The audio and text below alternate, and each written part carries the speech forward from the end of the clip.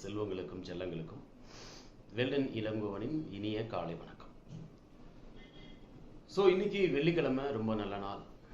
நிறைய நல்ல விஷயங்கள் வாழ்க்கையில் நம்ம நினச்சி பார்க்குற விஷயங்கள்லாம் இன்னைக்கு ரொம்ப இனிமையாகவும் நமக்கு சாதகமாகவும் நடக்கும் அப்படின்றத நம்புகிற ஒரு நல்ல நாள்.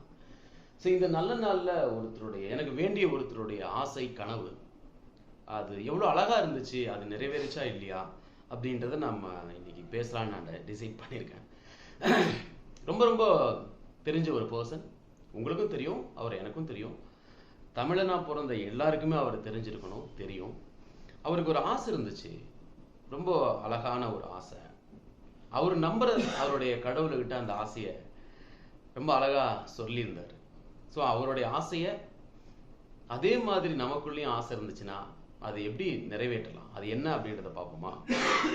அவர் கேட்டாரு, எனக்கு ஒரே ஒரு காணி நிலம் இருந்தா போதும், அங்க தூண்ல அழகா நன் மாடங்கள் அப்படி நிக்கணும் அப்படின்னு ஆசைப்பட்டார். அந்த காணி நிலத்துக்கு நடுவுல ஒரு அழகான மாளிகை வீடு வேணும் அப்படின்னு ஆசைப்பட்டார். அந்த மாளிகை வீட்டுக்கு பக்கத்துல ஒரு அழகான கிணறு வேணும்னு ஆசைப்பட்டார். கிணத்தை சுத்தி 10-12 தென்னை மரங்கள் வேணும் அப்படின்னு ஆசைப்பட்டார். அந்த தென்னை மரத்துக்கும் அந்த வீட்டுக்கும் அந்த கிணத்துக்கும் சென்டர்ல நின்று பார்க்கும்போது அந்த முழு நிலவோட ஒளி தான் முகத்துல பளீர்னு அடிக்கணும்னு ஆசைப்பட்டார். அந்த தென்னை மரத்துக்கு இடையே சின்ன சின்ன கீற்றுகளின் சத்தம் கேட்கணும்னு ஆசைப்பட்டார். அந்த சத்தத்தின் இடையே தென்றல் வந்து போற ஓசையை அனுபவிக்கணும்னு ஆசைப்பட்டார். இது எல்லாத்துக்கும் நடுவில் அழகான குயிலோட ஓசையை கேட்கணும்னு ஆசைப்பட்டார். அது அப்படியே ஒரு காதுக்குள்ள போகும்போது அந்த சந்தோஷமும் அந்த மகிழ்ச்சியும் சொல்ல முடியாத இன்பத்தை கொடுக்கும், அது எனக்கு வேணும் அப்படின்னு ஆசைப்பட்டார்.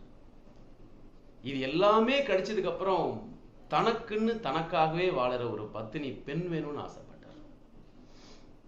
இது எல்லாம் கிடைச்சதுக்கு அப்புறம் இன்னும் ஒரு சந்தோஷம் வேணுமா அப்படின்னா, அவர் உயிரா நேசிச்ச அவருடைய கவிதைகளை அவரே பாடி கேட்கணும் அப்படின்னு ஆசைப்பட்டார். இது எல்லாத்தையும் காத்து நிக்கிற கடவுள் வேணும் அப்படின்னு ஆசைப்பட்டார். இது எல்லாம் கிடைச்சதுன்னா இந்த உலகத்துல மிக அதிகப்படியான சந்தோஷமானவன் நான் தான் அப்படின்னு ஆசைப்பட்டார். அவருடைய ஆசையெல்லாம் நிறைவேற்றா இல்லையான்னு தெரியாது, ஆனா அந்த ஆசைப்பட்ட மனிதர் யாருன்னு உங்களுக்கு தெரிஞ்சிருக்கும். ஸோ இதே போல ஒரு ஆசை இருந்துச்சுன்னா, உங்க ஆசையை இந்த மாதிரி இனிமையான சூழ்நிலையை நிறைவேற்றிக்கணும்னு ஆசைப்பட்டீங்கன்னா, உங்களுக்கு ஒரே ஒரு சான்ஸ் தான் இருக்கு. இன்னைக்கு சேலம் டிஸ்ட்ரிக்ட்ல இந்த ஆசைகள் இனிமையானதாகவும் உங்களுக்கு மனசுக்கு பிடிச்சதாகவும் இருந்துச்சுன்னா ஒரே ஒரு சான்ஸ். யோசிச்சு பாருங்க. அந்த மனுஷன் பாரதியார், அந்த இடம் இதுதான். Please welcome. நன்றி.